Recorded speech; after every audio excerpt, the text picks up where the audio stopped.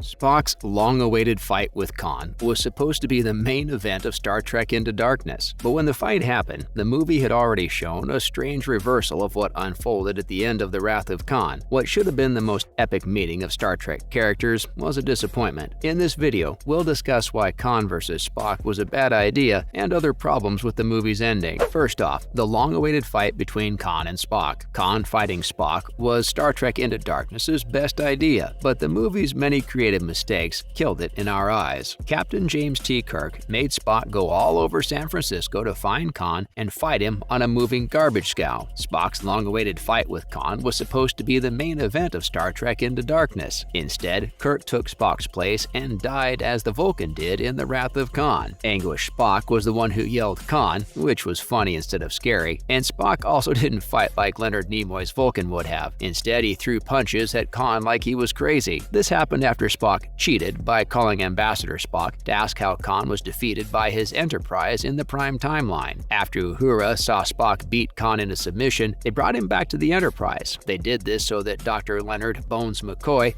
could use Khan's super blood to magically bring Kirk back to life. By that point, most of us had given up on Star Trek Into Darkness. Up next, Star Trek was always focused on Kirk versus Khan. Khan's enemy always has been Captain Kirk. Ever since Ricardo Montalban made his first appearance in the classic Star Trek The Original Series episode Space Seed. In the 1990s, when Khan Noonien Singh was no longer in charge of most of Earth, he saw the captain of the Enterprise as his enemy. Khan didn't believe Spock very much either. At dinner, he saw that Kirk was using Spock to attack Khan with questions, while the captain sat back and looked for weaknesses. Khan also blamed Kirk personally for stranding him and his followers on Ceti Alpha 5 and never going back to see how they were doing. Since Kirk's the captain, it makes sense for him to be Khan's opponent, but Jim was physically stronger than Khan. In Space Seed, Kirk beats Khan to death with a pipe for no reason. He shouldn't have been able to beat the super strong 20th century warlord, though. The Wrath of Khan avoided this problem by never having Kirk and Khan be in the same place at the same time. Instead, their conflict was a game of tactics and strategy. Spock was there the whole time, but Star Trek never put the Vulcan in a position to fight Khan or even outthink him. Followed by, the fight should have been the best part of the movie. Spock fighting Khan makes sense, and it's strange that the Vulcan didn't go up against the genetically engineered Superman until this movie. His Vulcan body makes him stronger than a human, while Khan's body changes to make him stronger. His increased intelligence is also like Spock's intelligence as a Vulcan. Spock and Khan should fight each other on paper, but Star Trek Into Darkness made Kirk Khan's main opponent, just like in the Prime timeline. Khan's intelligence wasn't put up against Spock's in the movie, just like Spock gave up so Kirk could outthink Khan in the Prime timeline. Into the Darkness was smart to give Spock a chance to fight Khan, but the movie messed up the fight, so that the long-awaited fight between the Vulcan and the superhuman madman was a violent, un-Spock-like display of aggression. Instead of being a dream match that everyone will remember, their fight was a letdown. Spock vs. Khan was supposed to be cool, but it ended up being the result of a lot of bad choices made throughout Star Trek Into Darkness. Now let's look at the ending of the movie and other problems explained. The movie ended with a confusing but action-packed show that looked like Star Trek II: The Wrath of Khan seen through a funhouse mirror, where the roles of Captain Kirk and Spock were strangely switched. Khan took over the USS Vengeance after killing Admiral Alexander Marcus. He also threatened to destroy the USS Enterprise if Spock didn't give him the 72 photon torpedoes with his genetically engineered followers on them. Khan was fooled by Spock, who sent over the torpedoes without the cryogenically frozen people inside. Spock then blew up the torpedoes to damage the Vengeance. Not to mention, what exactly was Khan's villain plan in the movie? Khan was the main bad guy in Star Trek Into Darkness, even though he spent most of the movie trying to escape the corrupt Admiral Marcus. His main goal was to kill Marcus, destroy Starfleet, and get back together with his 72 followers. But the movie's plot made it hard to understand how he planned to do that. At first, Khan planned to bomb the Kelvin Historical Archive in London while pretending to be Commander John Harrison, but the archive was really a front for Section 31, Starfleet's secret operations agency. Under Marcus's orders, Khan worked with Section 31 to make weapons for Starfleet. He bombed Section 31 because he knew that Starfleet rules said Marcus and the senior staff would meet in the Daystrom conference room at Starfleet headquarters. Khan attacked the top leaders of Starfleet from a stolen jump ship, but he failed to kill Marcus. Instead, Captain Christopher Pike, who was Kirk's teacher, was killed in the attack. Khan then used Scotty's transwarp technology to beam himself to Kronos, the Klingon homeworld. Let's learn more about how the rest of his plan played out. Kirk offered to take the Enterprise to Klingon space and kill Khan, but when his crew said this was wrong, he changed his mind and went to find Khan so he could be put on trial. Khan in turn saved Kirk's away team from the Klingons. He then gave himself up to Kirk, thinking that the captain didn't know that Admiral Marcus had set him up and that Section 31 had destroyed the Enterprise's warp core. The fastest way for Khan to get to Marcus was to act like he was a prisoner. He knew Marcus would come when he found out that Kirk had gone against orders. When Marcus showed up on the USS Vengeance to destroy the Enterprise, Khan agreed to help Kirk sneak into Marcus's ship, but Kirk had Scotty stun Khan before he betrayed him. When Khan woke up quickly, he went after Marcus and killed him. Khan's goal at the time was to get his people off the Enterprise and use the Vengeance to destroy Starfleet, but after Spock tricked him and damaged the Vengeance, Khan had to settle for crashing Marcus's ship into Starfleet headquarters to get away. If Khan had won, he and his followers would have used Vengeance to take out Starfleet one by one. Instead, the genetically engineered tyrant was put back into suspended animation. Coming up, the problems with the movie. Many creative mistakes and one fatal mistake in how the Star Trek sequel was marketed caused the movie to fail. It started when the writers decided that Khan Noonien Singh would be the movie's main villain, even though they could do whatever they wanted in the alternate Kelvin timeline. Khan's presence meant that many parts of The Wrath of Khan had to be gone over again, but most of us didn't find this interesting, and we thought it was a bad idea to put him in the second movie. In the movie's defense, killing Kirk and putting Spock against Khan worked because the Vulcan was a physical match for the genetically engineered Superman in a way that Kirk just wasn't. Many other confusing creative choices, like Kirk being so immature that he broke the Prime Directive and was so hungry for revenge that he sent the Enterprise on an immoral manhunt, sank the movie in our eyes. Even if it had strong points, it didn't work out. Finally, they could have saved the movie. There's a chance that Star Trek Into Darkness would have done better if it had been clear from the start that Benedict Cumberbatch was playing Khan. But in 2013, J.J. Abrams' mystery box style of marketing movies was at its peak, and the filmmakers lied or misled the audience on purpose to keep the surprise that John Harrison was really Khan. Overall, the reveal didn't cause as much excitement as Abrams and Bad Robot had hoped, which was not a surprise. Trekkers thought it was stupid and uninspired that the movie remade the beloved Star Trek II so soon after Nemesis's failed remake of The Wrath of Khan. Star Trek Into Darkness hasn't gotten any better reviews in the 10 years since it came out, and in the end, it wasted the goodwill that Star Trek 2009 built up. And on that note, that's a wrap for this video. What do you think of how the ending of the movie played out? Do you think the fight was the problem, or did other creative mistakes make it impossible to save it? Let us know in the comments below. Make sure to give this video a thumbs up and subscribe to our channel for more videos like this. See you at the next one.